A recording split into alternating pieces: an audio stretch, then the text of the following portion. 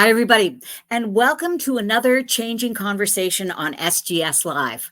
I'm PJ Kwong, and we are using this SGS Live to talk about the evolving landscape of finance, which is increasingly being shaped by sustainability.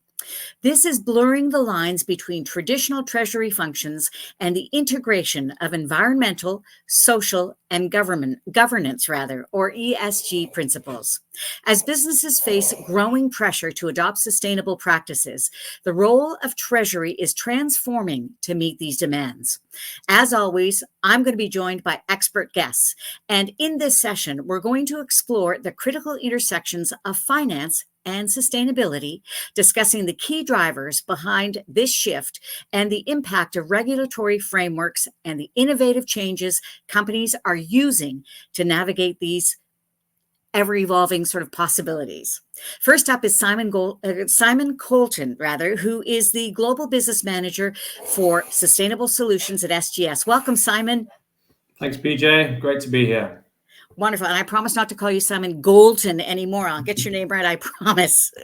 Our next guest is a passionate Treasury professional who's been in the industry for over 10 years. Jennifer Pearson. Welcome, Jennifer. Thank you for inviting me. Wonderful. Okay, guys, we've got so much to get to, so let's get started. The first thing I want to know about is a little bit more about your roles and how you got here. Simon, I'm going to start with you. Thanks, PJ. So basically my role at SGS is to help organizations integrate and improve their sustainability performance. And we use varying different degrees of ESG metrics to measure and monitor that.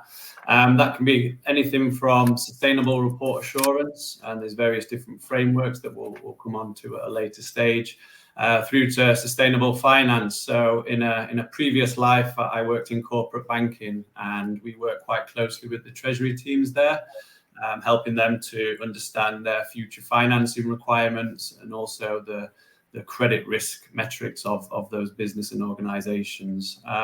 So similarly, we have those conversations today with those teams, but just more with a sustainability lens on there. Super interesting. Okay, Jennifer, your turn. What's your story? So, I've been in Treasury for 10 years now, worked in multiple sectors like, big manufacturing and professional services and financial services, but more recently set up my own consultancy called Treasury Edge. And now I specialize in helping, scale up businesses address their financial and treasury risks. So, Jennifer, I'm going to stay with you for the moment. I'd like a brief overview of what general types of tasks are involved for a Treasury team. So, for me, being a treasurer means managing, the entire financial risks of the business, namely liquidity risk, market risk, etc. And to do this risk management successfully, we use tools like the cash flow forecast, debt and facilities like Simon mentioned to manage credit risk. We've got foreign exchange hedging and all these things in the Treasury toolbox that, we always go back to. But we do work closely with a lot of external counterparts, like our banks and our trusted advisors to assist with these giant tasks. And, the markets are changing all the time, expectations are changing all the time. And, Treasury teams are often really lean compared to the rest of finance. And, they're only getting more lean. So I see, working with people like Simon is just going to become more so in the coming years. That is amazing. So I guess I have a question for both of you, and I'm kind of curious as how the Treasury team can promote sustainable practices. Jennifer, let's start with you. Like with anything, we just want to lead by example, and, we try and embed the ESG frameworks and guidance into our day-to-day Treasury operations. So Treasury can generally be seen as a cyclical job, debt expires every so many years, or investment portfolios might be reviewed annually, and we need to make sure that we leave sufficient time to research all the different options and just steer away from how things have always been done in the past. Always going to the same banks, always same lenders, same products, rather than, casting the net wider and not being afraid to make these big changes. Sometimes the downside is these can involve a big investment from the team, but, we really need to plan long term. And if we're making these really big decisions, like investing in big ESG projects in the business, then we need to make sure we can dedicate cash flow to areas which are prioritising sustainability. And this is going to set the business up for a successful future. Simon, what about you? Can you add to that? Yeah, I mean, I agree with Jen. I think, when you think about the level at which the sustainability, the Treasury team is placed, it has a clear overview of the organisation and those internal and external factors that weigh on both the organisation, but also the Treasury team. They can provide quite a nice feedback loop, if you like, into the organization. So when you're talking about strategic decision making, when you're talking about the move, for instance, from sustainability reporting being a voluntary nice to have into a more mandatory piece of legislation from various different governments, the Treasury team there are the ones that have that umbrella oversight that can then sort of look to filter down from a top-down perspective. So I've got another question for both of you, and it sort of comes back to the whole procurement idea. So can you answer for me how a Treasury team can help ensure that outside areas such as procurement have practices that are sustainable? Jennifer, I'm going to go with you first again, if that's okay. Yeah, of course. I think when it comes to procurement, it really depends on the influence the treasurer has in the business. And that will really decide how much they can really input into the procurement process. But if they can contribute to the buying framework, then adding some key metrics which help to find suppliers which also prioritise sustainability and ESG, that means making new relationships with suppliers that are going to go the distance, and these suppliers are going to be around for a lot longer if you can find them, I guess. Simon, do you have anything to add? No, yeah, absolutely. I think, if you think about sustainability more generally, it's definitely a collective process. So you've got, the Treasury team, the procurement team, human resources, operations, etc. So, helping move the dial for an organization takes everybody's help. I think if you consider over the past few years what's happened, there's a lot of large organizations that you could say have integrated sustainability into their business strategy. And so from a maturity perspective, these large organizations could be classified as, helping to understand what's contained, the risk factors within their business. I think when it comes to procurement, and as Jen mentioned, you want to work with the right people, and that's not only a nice to have, that's also moving into a mandatory requirement. So large organizations globally need to understand what's contained within their supply chains. They need to make sure that they're not having an impact on the environment or on human rights. And essentially, when Jen mentioned about talking about risk, the procurement team can help mitigate that reputational risk. So even today, we're still seeing it in various different auto manufacturers or clothing manufacturers.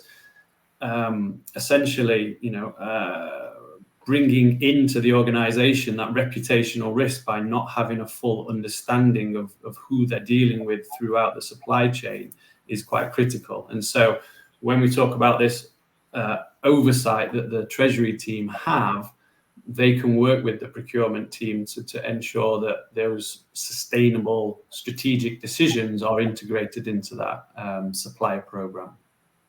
You know, there is so much to consider in this area that I really had no idea. But my next question, again, it's going to be for both of you. But Jennifer, I'm going to start with you. Can you talk to me a little bit about how the Treasury team can manage the organization's financial resources sustainably? Of course, I think managing the financial resources sustainably is one of the key tasks of the Treasurer. And to be successful, you really need to write really robust policies which support how the Treasury is managed, how the liquidity and the financial risk is managed. And it sets out, real quality frameworks that the team follow every day. So this might be cash flow forecasting, planning for the future. And this is where technology plays a big role in making these processes easier to manage, to be compliant with the policies, and also improving the accuracy and the outputs of the team. We've said this already, but treasurers cover such a wide range of responsibilities, like sustainable financing, for example. And this was just not part of our treasury qualification, when I studied it, and a lot of treasurers in the industry. And it's something that we've had to learn, and we're continuing to learn by speaking to these external providers like Simon, and seeking this support. But having the capacity to do so does require the automation and support of all the work that we're doing before. So I think, it's having a good base, which allows you the time and energy to do all these new requirements. So Simon, she called you by name. She called you out. What can you add to this question? This answer, actually.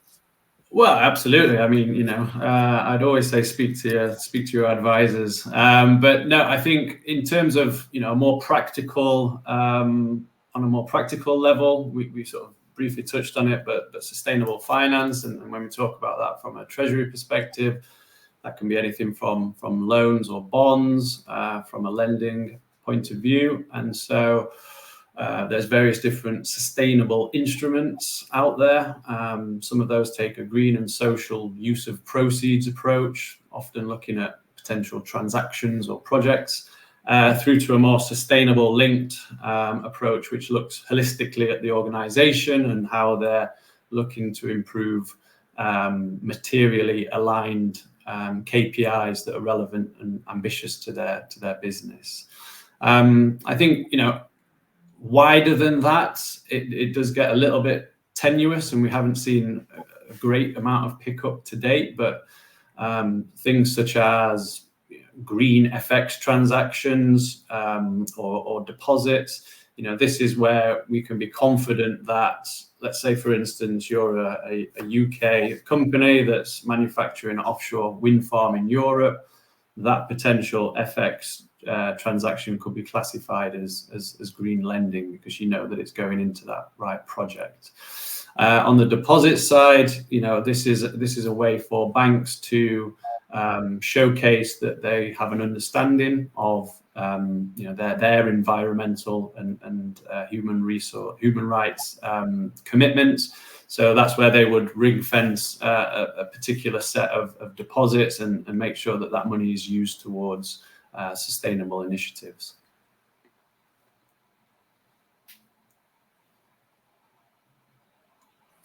Sorry about that. We are slowly but surely figuring things out here, and I am delighted to now get our audience involved. And it's a bit of a survey question more than a trivia question. So from your perspective, where you're sitting out here in our audience, can you tell me, are you or your Treasury team directly involved with the sustainability performance of your business? So are you or your Treasury team directly involved with the sustainability performance of your business? You can either put in 1 for yes, 2 for no, or 3, I'm not sure, I don't know much about this. So either 1 for yes, 2 for no, 3, I'm not sure, I don't know much about this. So a quick question for you while we're waiting for the answers to come in. Are you finding that it's not just the huge global companies that are availing themselves of this intersection between Treasury and teams and ESG? Is it becoming sort of more commonplace everywhere? What's your thought? What are your thoughts? Shall I pick just that impression? Yeah, great. I think ESG or sustainability, whatever you want to call it, is everywhere. And I think it's every company's responsibility, every organization's responsibility to do something about it. What form that takes and whether or not there's an actual carved out treasury team for all of these organizations, it may not be the fact that not all businesses have a treasury team per se, but either the finance function or the managing director will have a responsibility to the sustainability, the sustainable future of its organization. That's my thoughts anyway. You know what? Let's take a quick look at the responses. So the question was, are you or your treasury team directly involved with the sustainability performance of your business? So let's take a look at what people have dropped into the chat. 1 was for yes, 2 was for no, and 3 was for I'm not sure, or I don't know much about this. So when we look at the comment section, we can just take a quick look. What's your guess? What do you think is going to be the answer? Yes or no? For the majority of people, there's a no coming in from Mazen, a 1 from Abdul, 3 from Omer. So it seems like there's a bit of a mixed bag as far as how people feel about this and what they think is happening. So it kind of begs the question, Simon, and we're going to continue with our conversation now. I guess I want to know is, can the Treasury team's actions contribute to the organization's sustainability rating? Yeah, absolutely. And, there's a large part that the Treasury team can play in terms of measuring and monitoring that information. I think one challenge that I would necessarily push back on with regards to ESG ratings is the fact that, they are time consuming, they do take up resources. And whilst it is nice to have a couple more points or badges on your website, what are you truly doing to move the dial to help people and planet? So I think a more sustainable strategy for an organization would be to focus those lean resources that Jen mentioned and actually put them to use in terms of aligning with the various different ESG disclosures, the various different frameworks, setting your company up to really make a difference and make an impact into the future rather than, just focusing on a checklist. That being said, it's a nice to have, and I think that, they do play a part. However, I think the momentum is with more of that reporting regime rather than necessarily ratings. Fascinating stuff. I knew that I wasn't going to be the only one interested in this topic, that we were going to have lots of people joining us from around the world. We have the best audiences on these Changing Conversation for SGS Live, or on SGS Live rather. So if you've just joined us, make sure you say hi to us in the chat window below so we can see where you're coming from. And I just want to welcome everybody, one and all. You are welcome here in our conversation as we talk about sustainability in Treasury with our SGS experts, including Simon Colton, who is the Director of Business Development at SGS, and Jennifer Pearson, who is the founder of Treasury Edge. Don't forget, there's going to be a Q&A at the end of this little interview segment. Feel free to drop your questions and comments in our chat window, and we're going to try and get to as many of them as possible. And here comes another question. Simon, it's for you.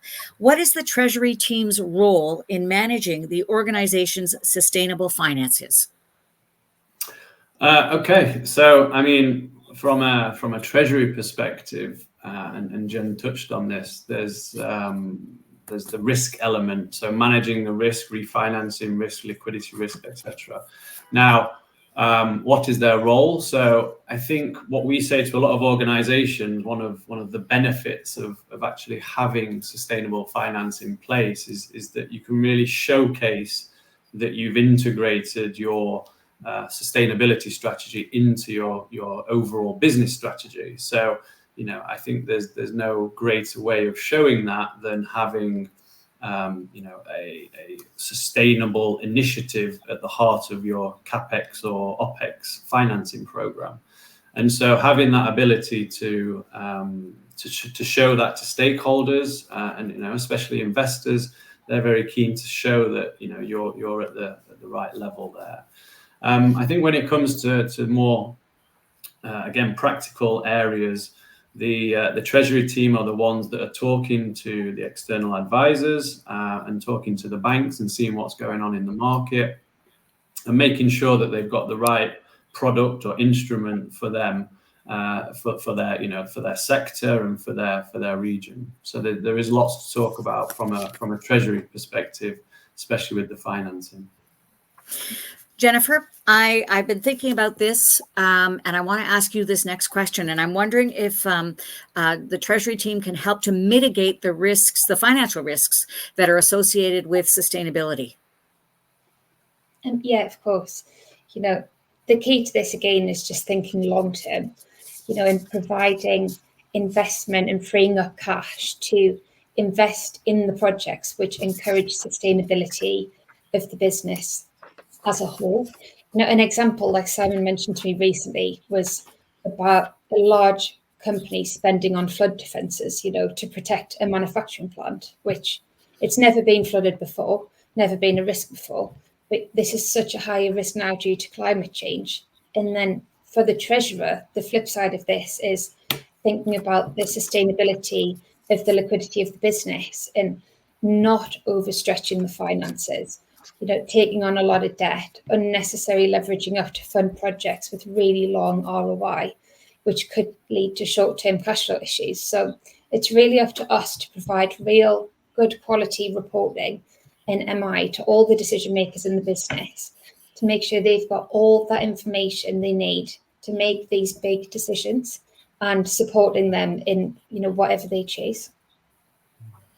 So Simon, I'm going to come back to you for the moment. I want to know how the Treasury team can help to improve the organization's energy efficiency.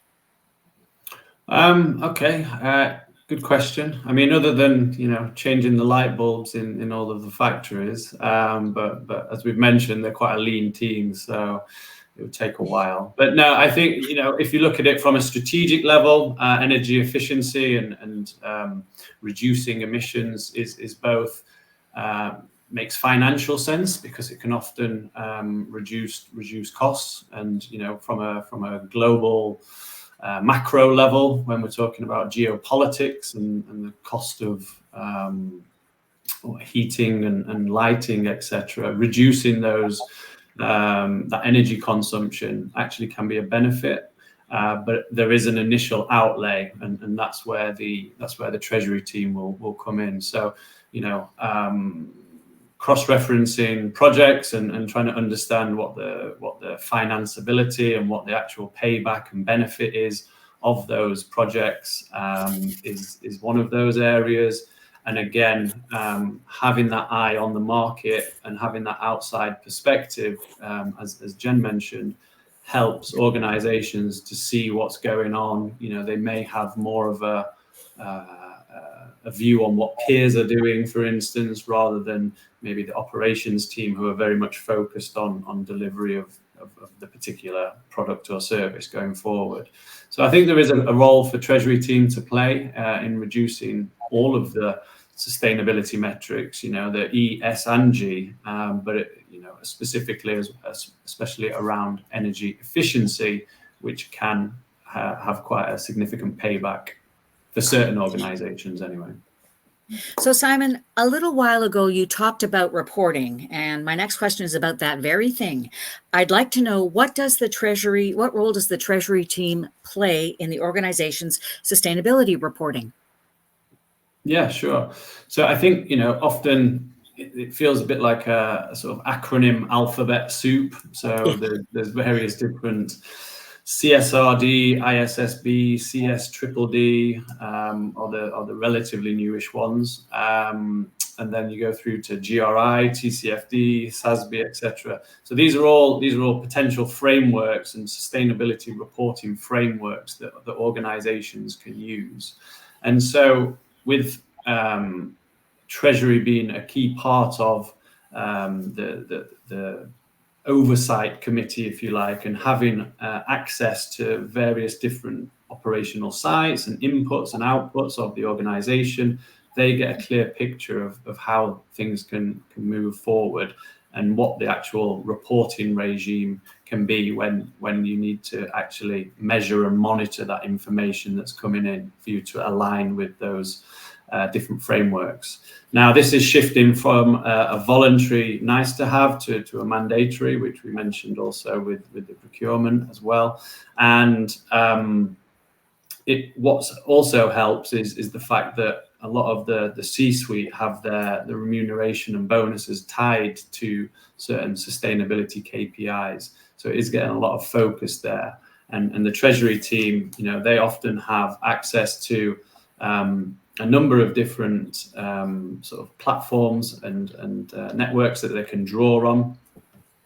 Now, I think the most important thing is the fact that you can show improvement. So when we're talking about energy efficiency just then, it's okay to understand what your baseline is, but you ideally want to see that reducing, and having the ability to showcase that impact is one of the areas that the Treasury team can help with there. So as you're talking about all of this, and Simon, I'm going to stay with you for the moment, I'd like to know, how important is sustainability assurance and compliance for businesses today? Yeah, I think it's a sort of confidence booster, in a more generalist term, regardless of the fact that this will eventually become a mandatory requirement for a large number of organizations. So having an independent third party come in and essentially verify or assure your sustainability criteria helps give confidence to the team that's actually reporting that data. We as SGS, we provide sustainable report assurance. We've been doing so for 20 years, and so we've got a lot of experience when it comes to that feedback loop. It's definitely a two-way process. So it's not just a pass or fail. We can help mold what it is you should be looking at, and also the various management and processes that you have in place. Those management systems are very important for hosting and holding that sustainability information. And as well, I think from a stakeholder perspective, when you consider that it's the potentially new investors are looking at this, if you have a report or certain select KPIs that have been assured by an independent third party, you can, as an investor, you can gain confidence in that information. And so that's the areas that we look at. Now, having either a report assured or select KPIs assured can bring benefits as well. And we have seen that, especially for the larger organizations. There's certain aspects around, there's discussions around improvements in share price, cheaper borrowing, reputational risk is reduced, so you're not inheriting those potential greenwashing claims, etc. And I think, as I say, those that have started early and have been going through this process for a number of years will find that transition from a voluntary assurance regime into a mandatory regime. We'll find that a lot easier, and that's what we welcome. I talked a little bit about innovation off the top in my introduction, and my next question is really for both of you. I'd like to know how technological innovation makes the Treasury team's life easier. So Jennifer, let's start with you, and then please chime in after Simon. Well, I mean, based on everything that Simon just said, all of the new metrics that need to be measured, this is going to be a lot of work, and it's more likely than not, it's just going to grow. So, embracing technology and innovation is going to be absolutely key for the Treasury to be successful in this area. And obviously, Simon mentioned there are platforms available to measure against these frameworks. That's sort of one half of the work. And then the other half is just the Treasury operations as they are. Is there a way to make those more streamlined and more efficient, to free up the time to dedicate capacity to these new requirements? So a big one here is technology that helps teams be more efficient with their cash. There's lots of new tools being developed at the moment, some of them I'm also involved in, that help teams to forecast cash, in a much more accurate and reliable way, using things like AI and new technology. So the team can be much more confident to manage cash much more efficiently and, for example, reduce buffers in accounts, reduce idle cash, release trapped cash, and all of these big topics that we've talked about in Treasury forever. But now, we have the tools to action them, which in turn will give us more time, but also, give us more free cash flowing through the business. So we'll have capacity for investment, for new projects, and, time to do them properly and thoroughly and get the benefit from them. Like you say, Simon, not just measuring and then moving on. It's, measuring, making improvements, and actually having a positive impact. Simon, can you jump in here? Yeah, I mean, I know the Treasury team do like their Excel spreadsheets, but I think having a system that does a lot of the heavy lifting for you then to concentrate on the analysis and as I say, the impact that you're actually having, because this is why we're looking to implement these things. We do want to see a seismic improvement in environmental matters and human rights matters. So again, I think we touched on it with the supply and value chains. But if you have a tool or a platform that can help mitigate that reputational risk, that in itself is very valuable. We've seen sometimes billions wiped off an organization's share price simply because a particular bad news stories come out, and that is down to the consumer being more conscious, which is great, but it's also down to the market being having an awareness of what matters to these stakeholders. So I think technology can help with a lot of that as well. So as I say, going through the supply chain and understanding what's contained within that supply chain can help mitigate those risks as well.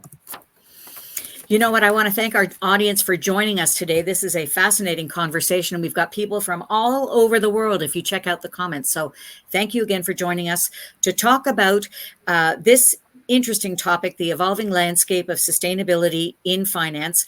And we've got my SGS expert guest, Simon Colton, and the founder of Treasury Edge, Jennifer Pearson. So there will be a Q&A at the end of this interview portion. Feel free to leave your comments in the chat window below. But for the moment, we're going to get back to our conversation. And Simon, you're on the hot seat. I want to talk about trends in sustainability and business practices. So how are mega trends like climate change and technological innovation reshaping sustainability and in business practices? Simon, for you. Well, I mean, it's very rare now that you listen to a C-suite or a CEO presentation where they don't mention digital or sustainability in one of their meetings. Obviously, AI has come to the fore, and so that can be both a blessing and a curse in the sense that it's good to be able to allow a computer to crunch through the data, and the big data can certainly help us from a monitoring and measuring perspective. But we also have to be conscious of the sort of environmental impact of crunching through all of that information. So, there is increased emissions from AI, and it's well documented. But hopefully the benefits outweigh those if we can get to a green society that runs on renewable energy. I think we touched on it at the start. I think to bring it back to the Treasury piece, understanding what's going on in the macro environment from an economic and geopolitical standpoint is one of the key roles there. And I think it's important that the Treasury teams understand what's going on within sustainability, both the regulatory environment, but also the sort of market practices, so that they can then feed that back into the strategic decisions that are made as the organization moves forward. Okay, you know what? We've got some more time before we get to our Q&A, which is coming up very quickly. Again, if you want to leave your questions for us or comments, put them in the chat window below. But for right now, I'd like to know about some of the key challenges organizations face in implementing sustainable practices. Simon, let's start with you. And then Jennifer, I'm going to come to you as well. Yeah, I think, we've touched on a few of them. One of them is resources, and having sustainability experience within an organization is not cheap. Potentially outsourcing that requirement is even more expensive. And I think finding the right people and the right fit for those organizations is definitely a consideration as well. The red tape. So yes, there is commitments from organizations to be more sustainable and have those considerations, but the bureaucracy involved, especially for large organizations, is still there. If you think about having to fundamentally change your business model, both people and management of the organizations, but also the stakeholders.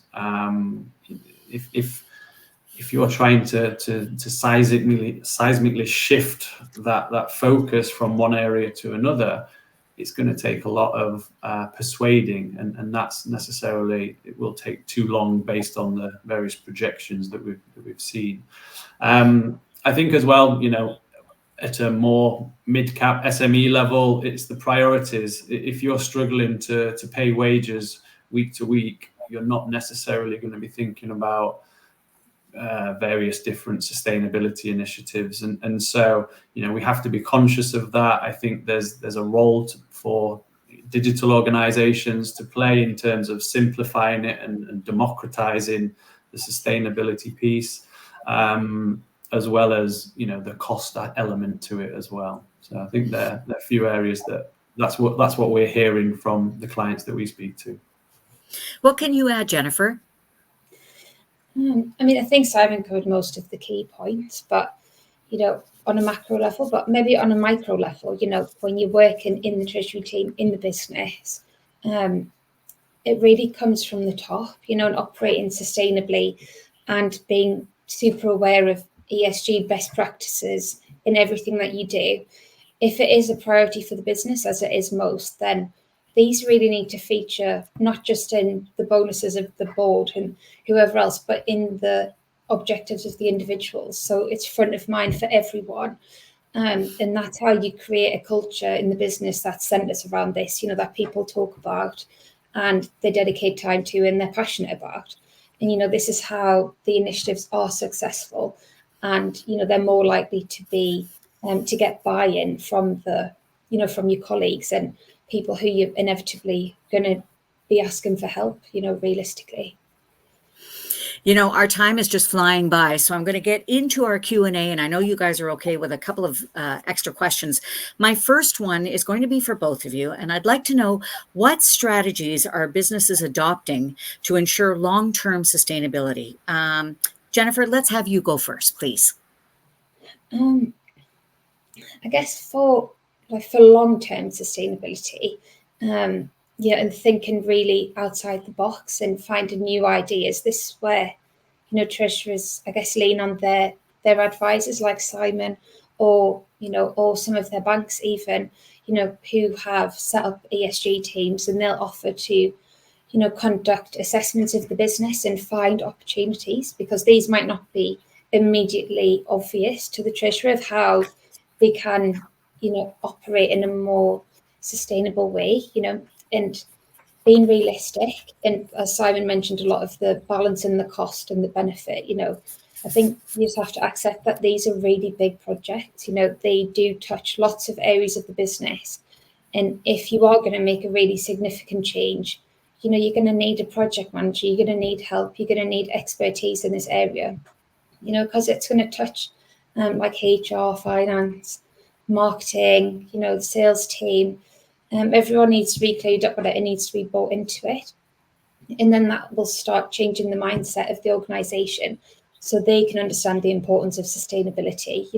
It should be talked about in the hiring process. Everyone should be in it. And, that's how it's not just good for the planet and the people and everything else, but this is the companies that are really genuinely going to be successful in the long term. I think it kind of, the work starts now, really. Simon, anything to add? I mean, one of the areas that we sort of say to a lot of the people that we sit in front of, the clients and prospects, is don't let perfection be the enemy of the good. If you're reporting if you're providing a sustainability report, it doesn't need to be perfect first time round. You don't need to have your full sustainability report assured. You can pick out certain KPIs that you're confident that information is correct.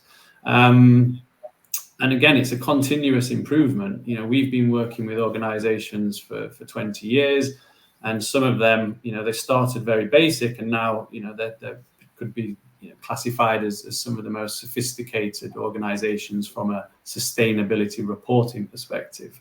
But that doesn't come overnight, So start now, as Jen mentioned. I think when you talk about the long term, by its very definition, that's what sustainability is all about.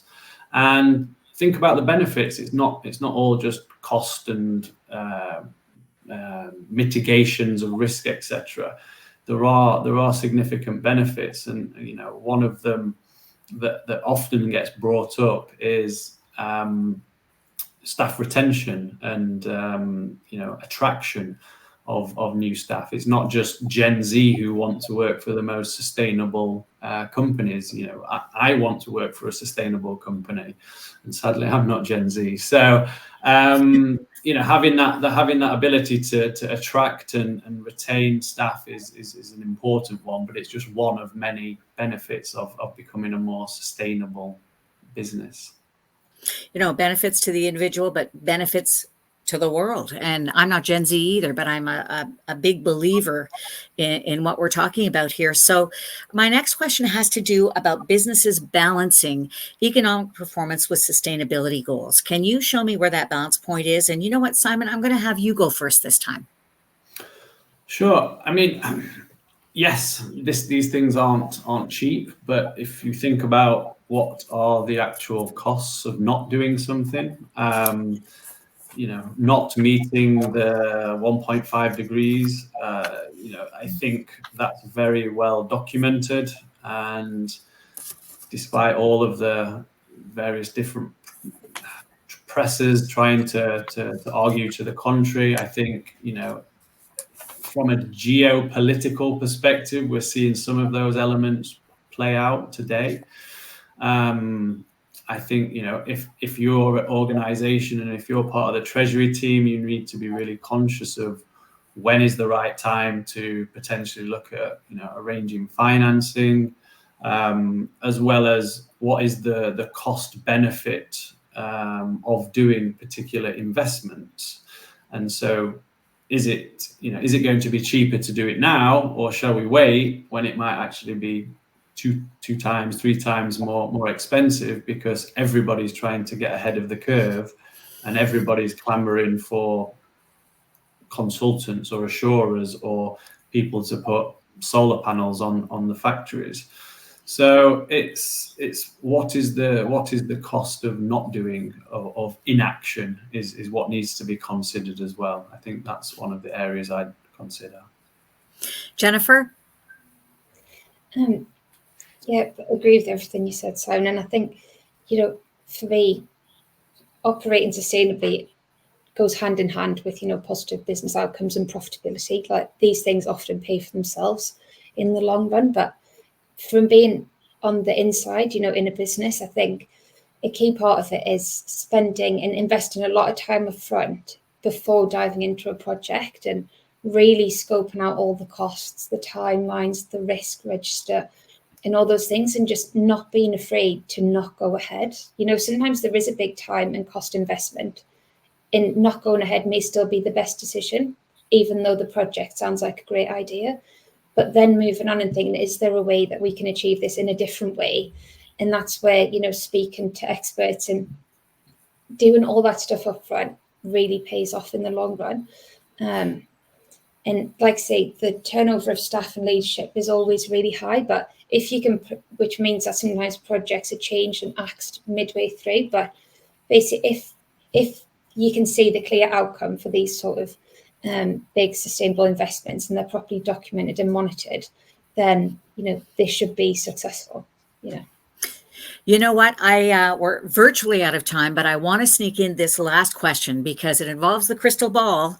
And I really want to get your very quick takes, both of you, on this next question, which is, what do you believe is the role of sustainability as it evolves in the business world over the next 5 years? So, Simon, you're going to go first. Then, Jennifer, you're going to bring it home, and we have to go quickly. Yeah. So very quickly, I think look out for the regulatory reporting requirements in your region, in your sector. You know, the shift and change from voluntary to mandatory is coming. We've seen that. If you're a small organization, you know, expect some of your larger customers to be sort of knocking on your door, asking for supplier audits and information around you know, emissions or various different sort of human rights aspects, because they're getting challenged both from a mandatory perspective, but also from a stakeholder and investor perspective. Jennifer, bring it home. Yeah, okay. So for me, I guess for treasurers, you know, Treasury is a really small world. You know, we all know each other. There's no competition there. I think for me, it would just be speak to your peers, what's working for them, what systems are working for them. And, you know, we can all collectively learn and grow together. And I think in the next few years, we're going to get much better at this. But let's be open and honest with our pitfalls, like Simon said. Let's not aim for perfection and learn from our mistakes. That is amazing. Simon, what is that expression again? Don't let perfection get in the way of what? What did you say that was? Be the enemy of the good. So there we Do you know what? Words to live by. We're going to have to stop things here. I want to thank my expert guests, Simon Colton and Jennifer Pearson, for demystifying a little bit about the world of finance and sustainability. We are so glad that you, the audience, were able to join us today. Thank you so much for being a part of this informative, and interesting session. I'm PJ Kwong. See you next time. Bye for now.